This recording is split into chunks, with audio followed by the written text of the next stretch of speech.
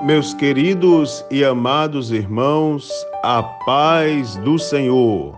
Aqui é o pastor Mário Sérgio, em mais um culto doméstico, um momento de reflexão na palavra de Deus e uma oração por você e por sua família.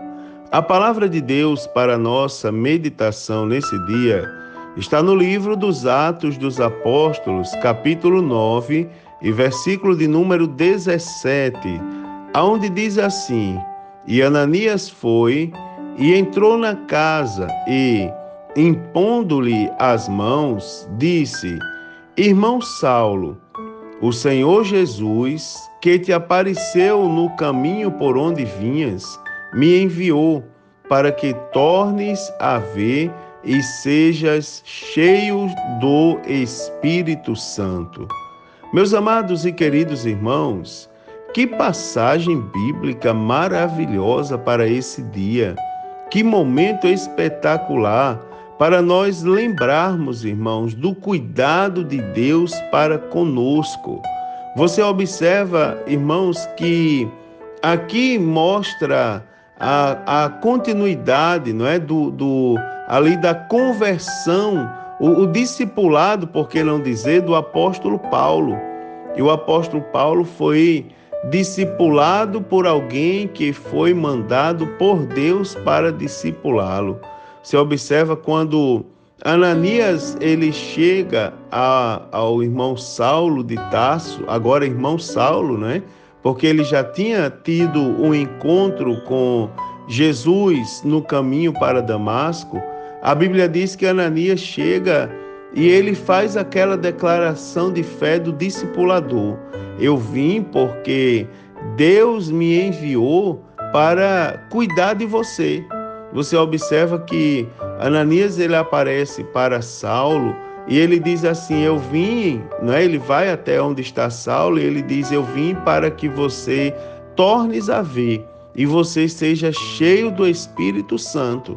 Você vê a função do discipulador, a função daquele que espiritualmente cuida, não é? A função do que cuida não é matar, não é pisar, não é colocar para baixo nem para trás.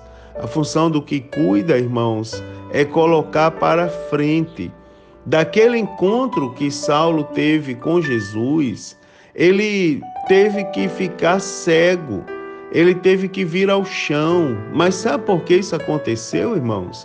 Porque Saulo, ele saiu com carta de recomendação para maltratar o povo de Deus, para arrastar o povo de Deus para fora e maltratar eles por causa da fé em Cristo Jesus.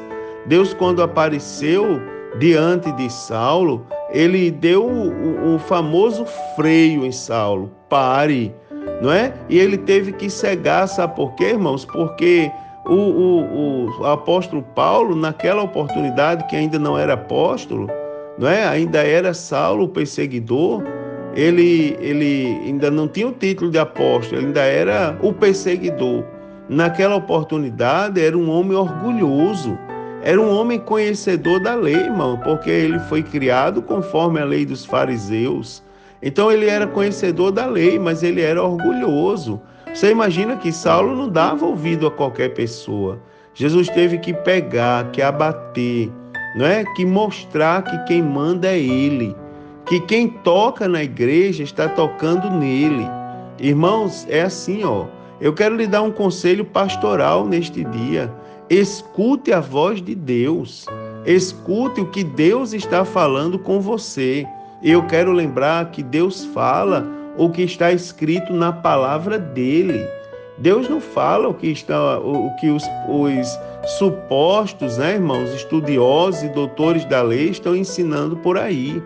Já hoje, assim que eu liguei o meu computador e acessei a rede social para publicar o culto matutino, não é, que ia começar às 4 horas da manhã, a primeira foto que me aparece é de uma pessoa criticando os altares da igreja, criticando o púlpito da igreja, criticando e dizendo que o verdadeiro púlpito é a rua.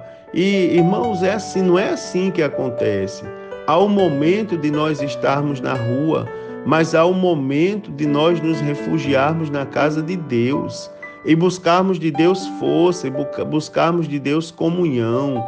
E depois nós vamos, irmãos, de volta para a casa de Deus, buscar força. Os grandes homens de Deus, o apóstolo Paulo, por exemplo, ele estabeleceu uma base missionária. Havia uma igreja que orava pelo apóstolo Paulo. A Bíblia chega a dizer que quando ele saiu, quando ele foi liberto da prisão e milagrosamente passou pelas guardas que o guardava na prisão, a Bíblia diz que ele vai à casa de João Marcos, da mãe de João Marcos, aonde a igreja estava reunida orando por ele, pedindo a Deus por ele. Né, irmãos? A igreja é importante.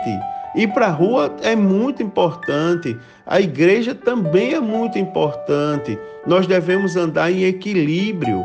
E esse culto doméstico é uma das provas de que Deus levanta pessoas para abençoar a sua vida. Eu recebo, irmãos, mensagem de pessoas que estão tomando café todos os dias e enquanto toma café, coloca o culto doméstico para ouvir. Outras param, chamam os filhos, chamam toda a casa e diz: vamos fazer o culto doméstico. Não dá para fazer meia hora de culto, vamos fazer aqueles 6, 7, 10 minutos ali do devocional que é gravado todos os dias. Pessoas que Deus levanta para nos ajudar a tornar a ver e sermos cheios do Espírito Santo de Deus. Irmãos, não despreze as pessoas que se levantarem na sua vida para lhe ajudar a levar para perto de Deus. E mais, também, além de cuidar bem dos que Deus levanta, peça a Deus para ser um daqueles que ajudam também outras pessoas a se levantarem. Quem sabe, irmãos, às vezes a gente está num contexto e a gente não observa muito o que acontece em nossa volta. Quem sabe à sua volta existe alguém agora precisando que você estenda a mão e que você ajude aquela pessoa. Um parente próximo, um vizinho, não é, irmãos? Que Deus lhe abençoe, que Deus lhe use, não é? Que Deus lhe guarde, que a bênção de Deus esteja sobre você. Se em algum momento da sua vida o Senhor precisar lhe abater, não é, irmãos? Não se preocupe, o Deus que abate é o Deus que põe de pé, tá certo? Se Deus precisar abater é porque às vezes a gente precisa parar, respirar e ouvir a voz de Deus. Mas a Bíblia diz: eu firo e eu saro, não é? O nosso Deus está conosco, Deus está contigo, Deus está com a sua casa, em nome de Jesus. Eu quero orar por você agora. Querido Deus, te agradeço pela vida dos teus servos que participam comigo agora deste culto doméstico. Nos ajuda, Senhor, nos guarda o nosso coração, guarda a nossa vida, para que possamos a cada dia estarmos mais próximos a Ti.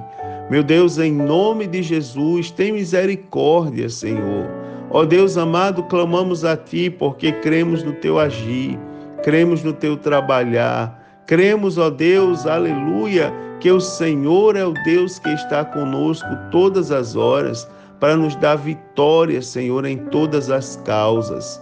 Ó Deus amado, Deus querido e santo, nos ajuda, tem misericórdia da nossa vida. Ó Deus, nos ajuda a sabermos ouvir a Tua voz e também sermos usados por Ti para abençoar a vida de outros.